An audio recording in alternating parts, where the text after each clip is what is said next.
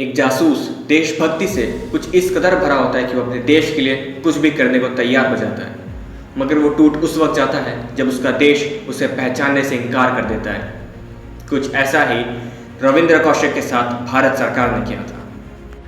नमस्ते और स्वागत है आप सभी का हमारे YouTube channel Indian power house में। दोस्तों, आज हम जानेंगे भारत के सबसे बड़े जासूस Ravindra Kaushik the black tiger के बारे में। रविंद्र कौशिक राजस्थान के गंगानगर के रहने वाले थे। उनका जन्म 11 अप्रैल 1952 में हुआ था। उनके पिता वायुसेना में अफसर थे। रविंद्र कौशिक थिएटर और ड्रामा में एक्टिंग कर चुके थे और इन्होंने B.Com की पढ़ाई भी की थी। कहते हैं ये दिखने में इतने हैंडसम थे कि लोग अक्सर इनकी तुलना एक्टर विनोद खन्ना से करते थे। लखनऊ में नेशनल लेवल की ड्रामेटिक मीट के दौरान वो रॉ के संपर्क में आए। तब इन्हें अधिकारियों ने दफ्तर बुलाकर रॉ के बारे में बताया। उन्हें 2 साल तक ट्रेनिंग दी गई। साथ ही उन्हें मुस्लिम रीति रिवाज, उर्दू और अरबी भाषा बोलना सिखाया गया। तब वो महज 23 साल के थे।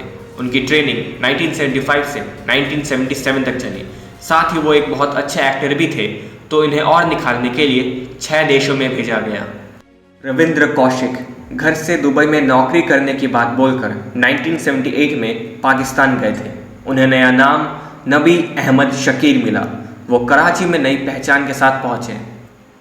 उन्होंने कराची यूनिवर्सिटी में लॉ की पढ़ाई के लिए दाखिला लिया। फिर सेना में भर्ती को लेकर अखबार में एक एडवर्टाइजमेंट देखकर वो पाकिस्तान आर्मी में भर्ती हो गए। उनकी काबिलियत देखकर पाकिस्तान आर्मी में उन्हें मेजर की पोस्ट मिल गई। वो 1979 से 1983 तक मिलिट्री सर्विस में रहे।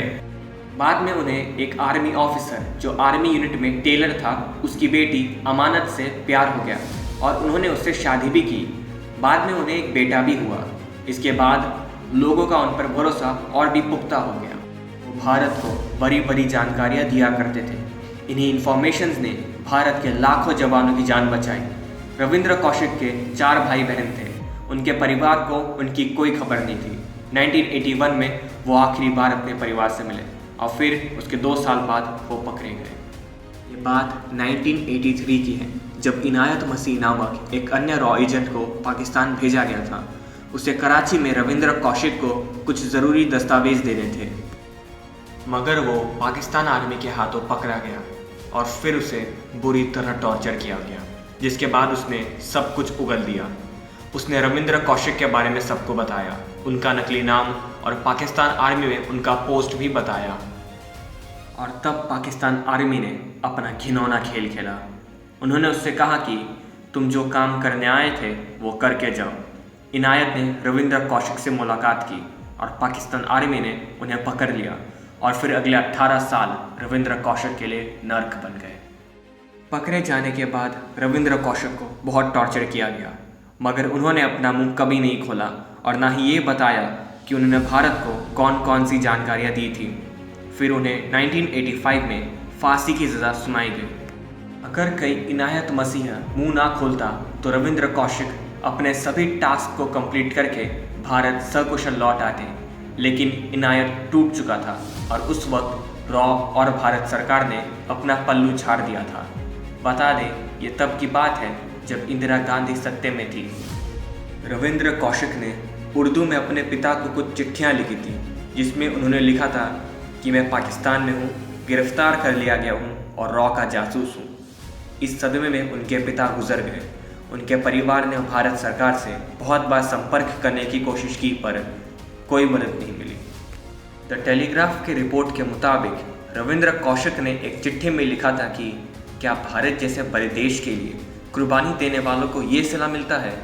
उन्होंने ये भी लिखा कि अगर कहीं मैं अमेरिका का जासूस होता तो मैं 3 दिन के अंदर इस जेल के बाहर होता। इसमें उनका दर्द साफ झलक रहा था। ऐसा नहीं था कि उन्हें छुड़ाया नहीं जा सकता था।